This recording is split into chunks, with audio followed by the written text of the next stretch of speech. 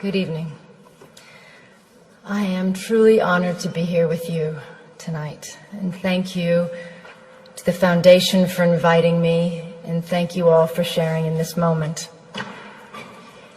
We are here in the memory of Sergio Vieira de Mello and the 21 other men and women, most of them UN workers, who died with him in the bombing of the UN headquarters in Baghdad, August 2003.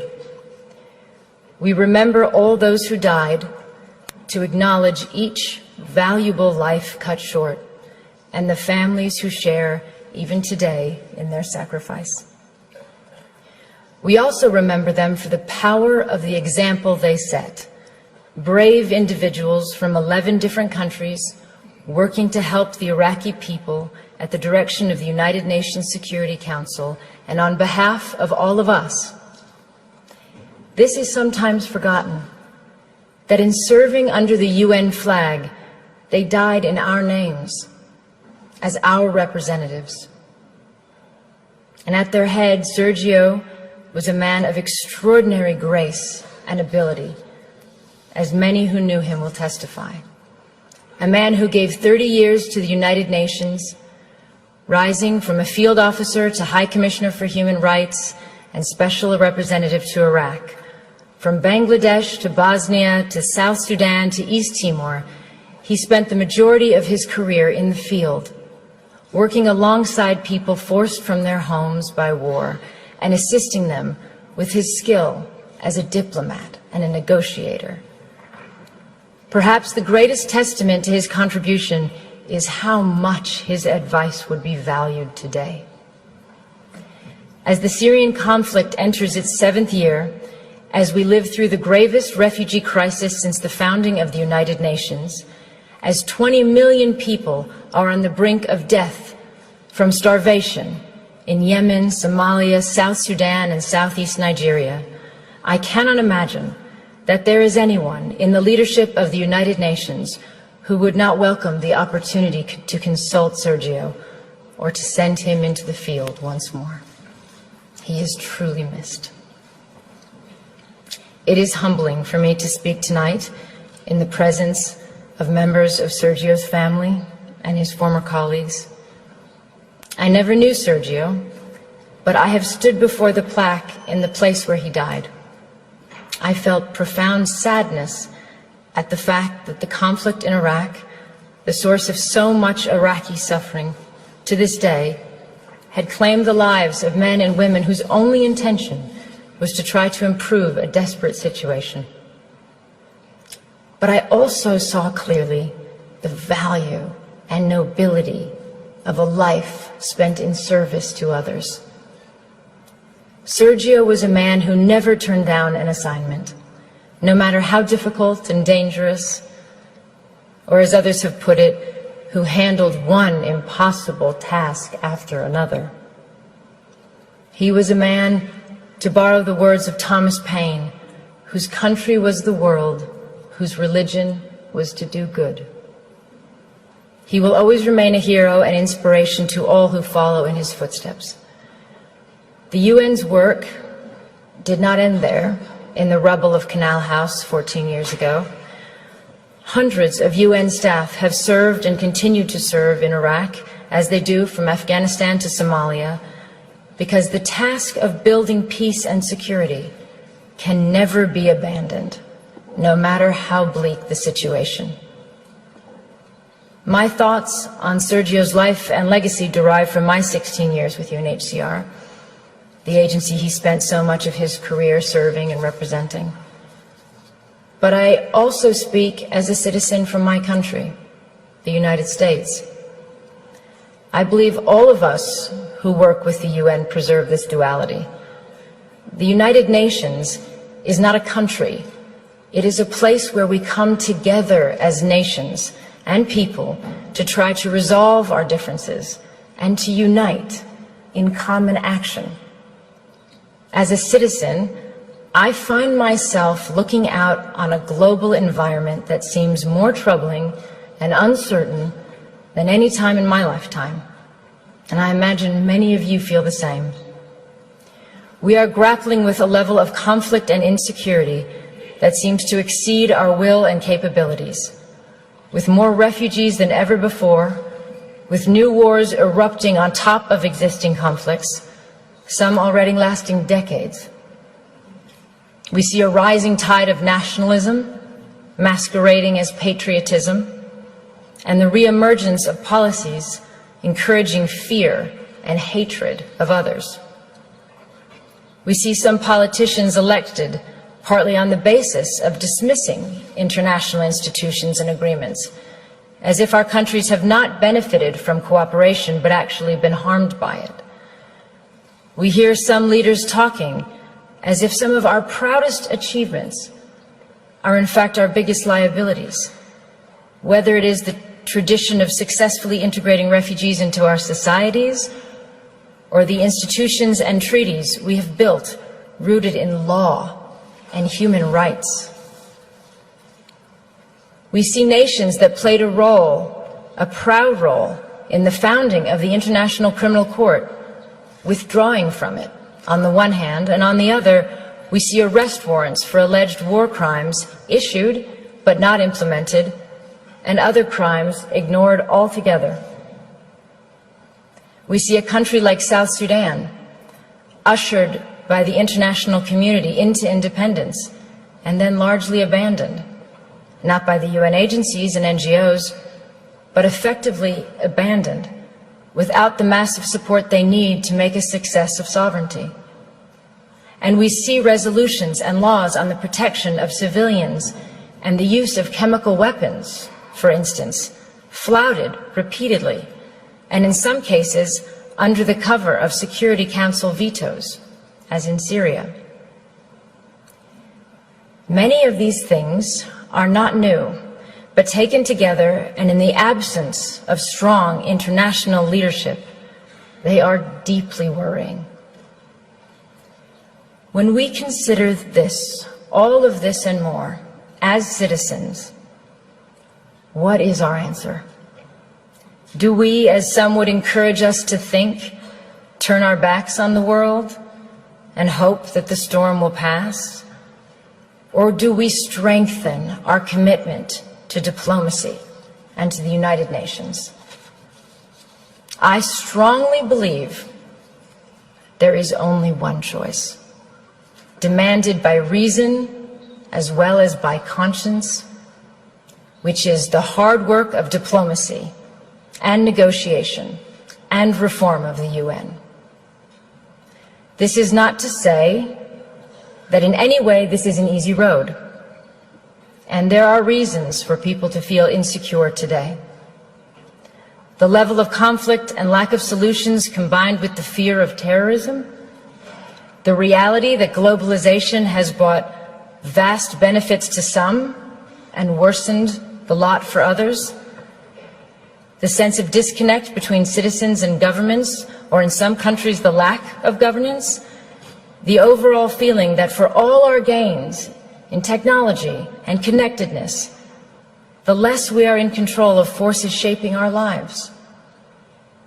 All these factors and more have contributed to a sense of a world out of balance. And there are no easy answers.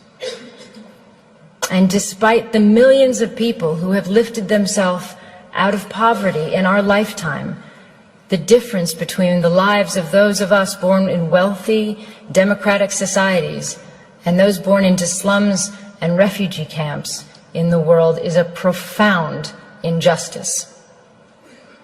We see it, and we know it's wrong at a simple human level. That inequality is contributing to instability, conflict, and migration, as well as to the sense that the international system serves the few at the expense of the many. But again, what is our answer as citizens? Do we withdraw from the world where before we felt a responsibility to be part of the solutions? I am a proud American, and I am an internationalist. I believe anyone committed to human rights is. It means seeing the world with a sense of fairness and humility and recognizing our own humanity in the struggles of others.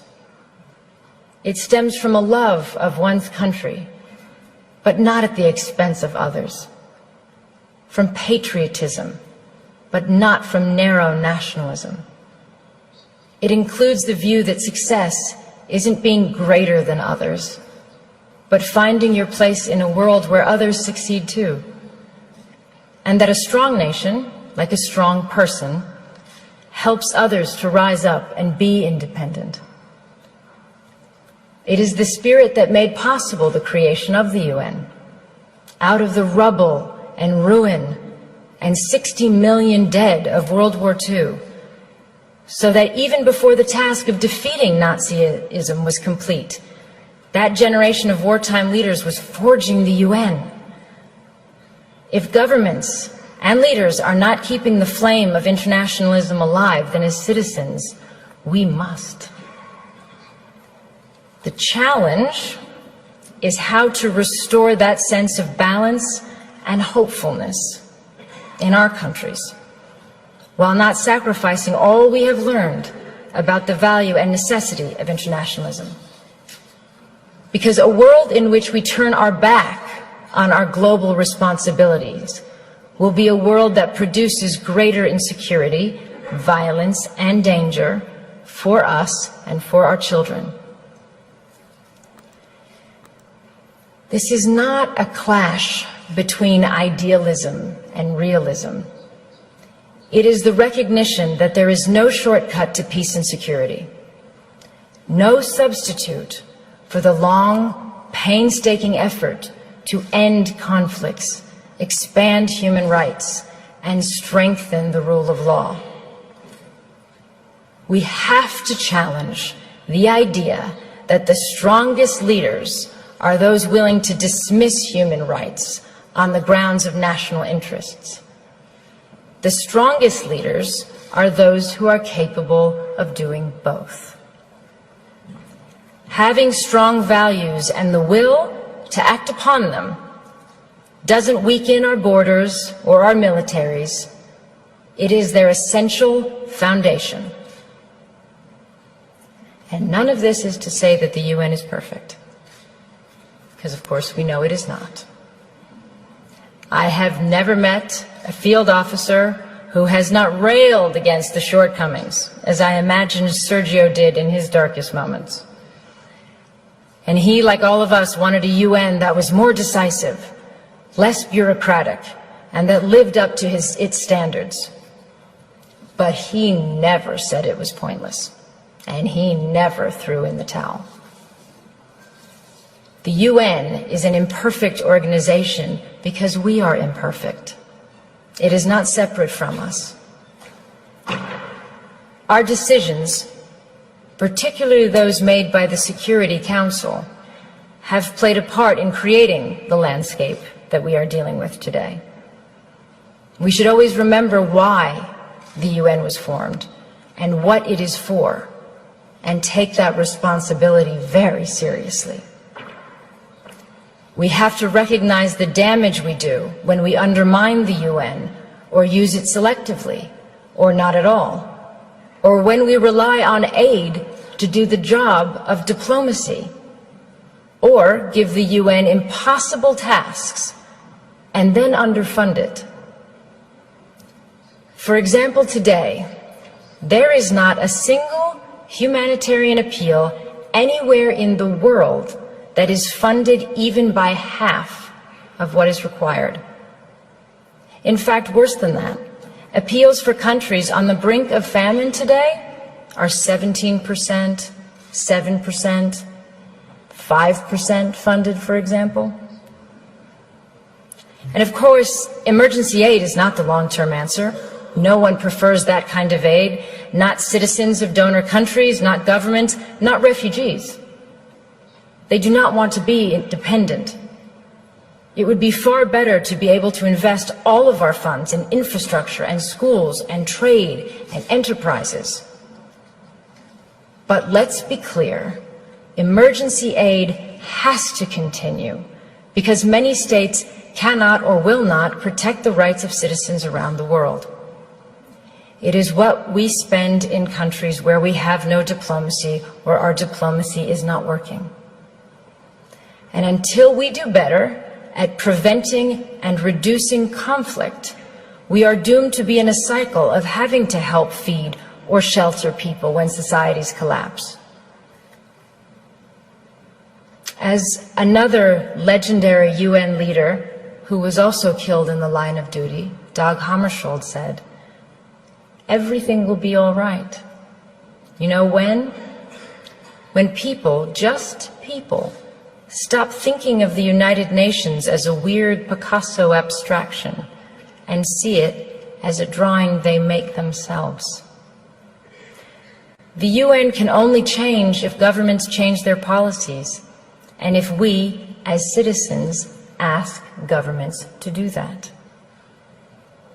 It is moving, if you think about it.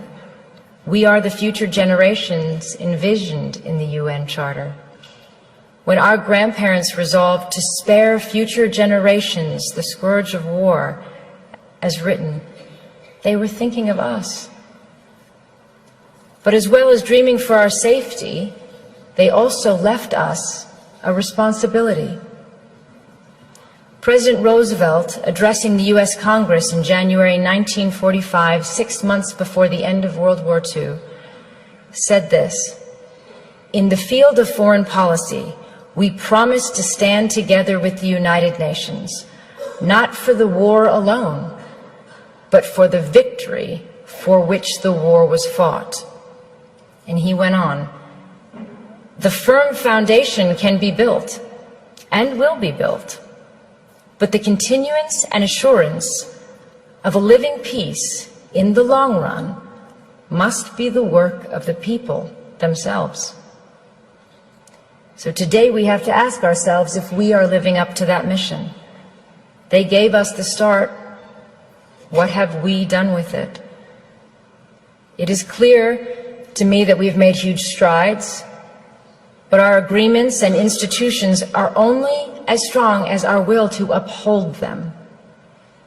If we do not, for whatever reason, we bequeath a darker, more unstable world to all of those who come after us. It is not for this that previous generations shed blood and worked so hard on behalf of all of us.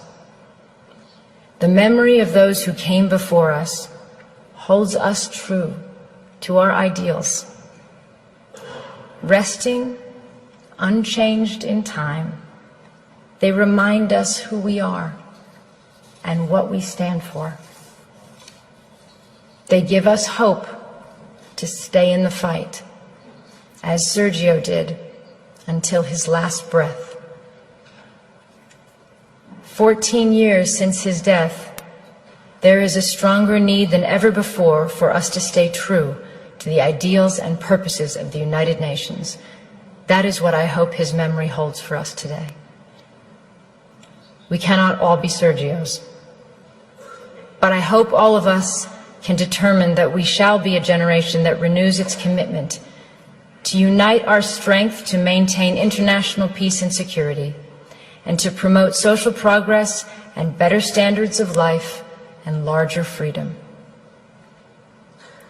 But in the final analysis, if we do not, even if that level of vision eludes us, and we continue to simply manage rather than overcome our generation's challenges, we just have to keep working, determinedly, patiently, and you can be certain that as you do, that you follow the example of one of the UN's finest sons, and that to do even a little of his good, to apply ourselves to the work he left unfinished, in whatever way we can, is a worthy task for all of us. Thank you.